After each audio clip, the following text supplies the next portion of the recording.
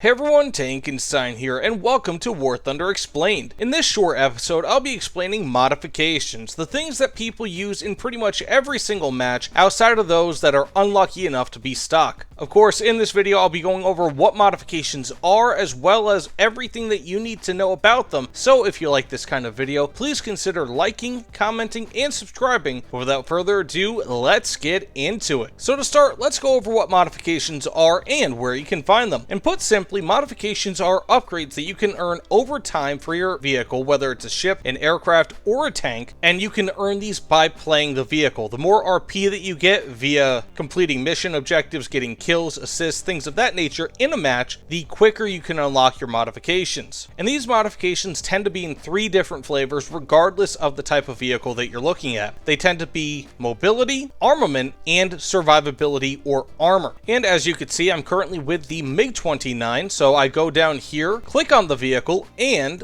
I can now click modifications. And as I said, you get flight performance, which is mobility, survivability, which is the aforementioned survivability, and of course weaponry, which is equivalent to armament. And these all help you in different ways, but are all extremely important to being able to make your vehicle of choice as potent as possible. And just to show you guys briefly what this sort of thing looks like on other types of vehicles, on tanks, as you can see here, it's listed as mobility, protection, and firepower, which is again equivalent to what you see listed in aircraft modifications, except worded slightly differently. And for ships, you have seakeeping, unsinkability, and firepower. Again, mobility, survivability, and firepower, or armament, or whatever you want to call it. So let's go ahead and look at the Tornado IDS ASTA-1. And if I go on the modification screen here, as you can see, I do not have a lot of modifications currently researched. As you can see, I've got wing repair partially researched, and I cannot access this row of modifications. The reason being is because in order to access row 4, I need to unlock 2 of the 4 in row 3 in order again to progress down to the next row. And this is going to be different for each row and for each plane, so you do want to bear that in mind, because some vehicles might have a much larger modification tree with many more modifications, and for some vehicles you might need to get 3 in order to get down to row 4,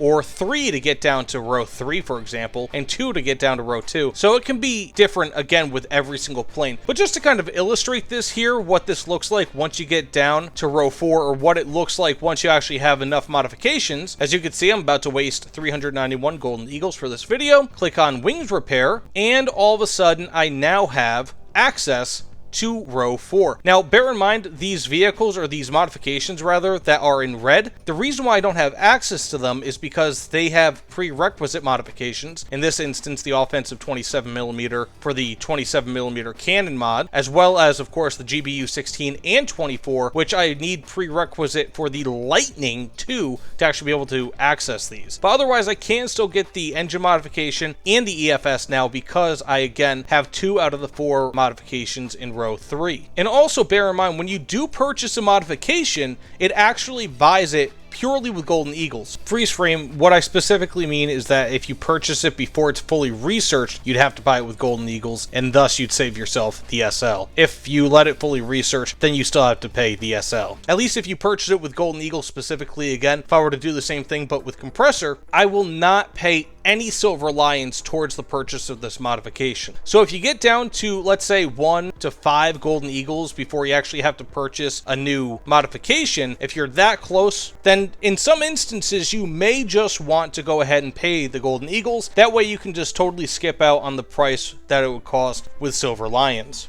So let's go ahead and switch over to the MiG-29 here, because there's another important part here that I do want you guys to see when it comes to modifications. So as you can see here on the far right side of the modification screen, you can see tier bonuses. And on the first row, I have bonus received. And basically what that means is that because I've unlocked every single modification on this level, I now earned a bonus, and it's given to you immediately. You don't have to earn all of these rows in order to actually get the bonus. You get it as soon as you complete a row. And so what this does is it gives you a certain amount of RP towards the vehicle that you're currently researching. So for example, I am currently researching the MiG-29G, and as you can see, I've only got 32,396 RP left to be able to get to that. So if I were to get this, then I should be able to get down to something like 18,000 RP left. So Bear in mind, you can actually finish off these rows with Golden Eagle purchases. So as you can see here, I'm about to waste some more Golden Eagles for the sake of this video. And voila.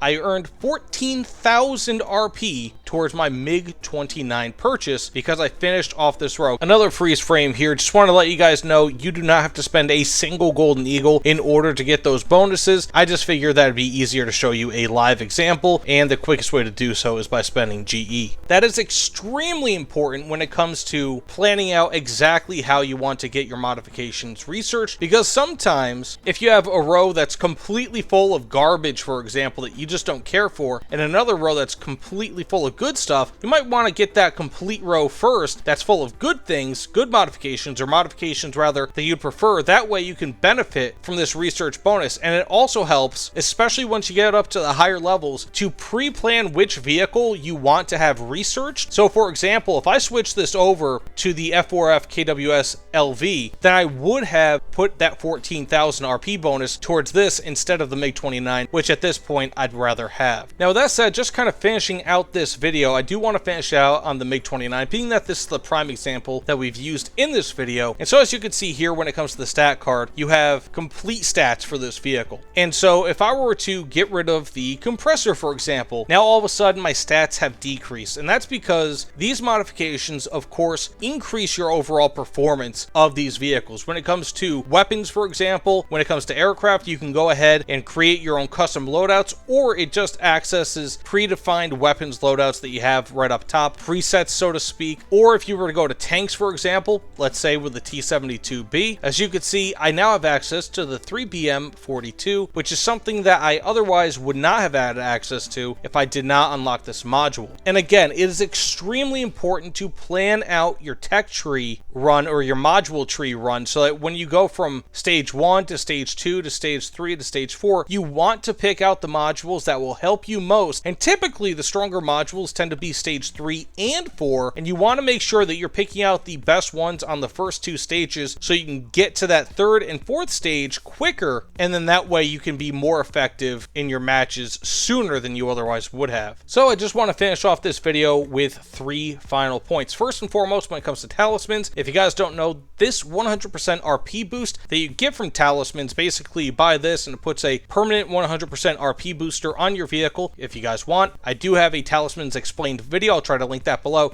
but this also gives you extra RP for modifications. So it's not just giving you extra RP for researching new vehicles in the tech tree, but of course it will give you extra RP for this. So let's say if you had 1,000 RP that you earned in a match, but you don't have any other bonuses, multipliers, whatever for your vehicle or for your account, then this will bring you up to 2,000 RP. That, of course, will go into your modifications, and another 2,000 for whatever vehicle that you're researching. Again, in a vacuum, nothing else modifying or changing these values. And then secondly, of course, when you fully spade a vehicle, so basically going up to 100% on this rewards for all modifications or research of all modifications bar, if you fully spade your vehicle, you are not getting a special reward for doing so. So, of course, you get an extra RP boost for your next vehicle by getting each tier or each row of modifications completed, but by 100% spading a vehicle, there is no separate reward for doing so. You only get these 4 individual rewards for basically unlocking each modification row.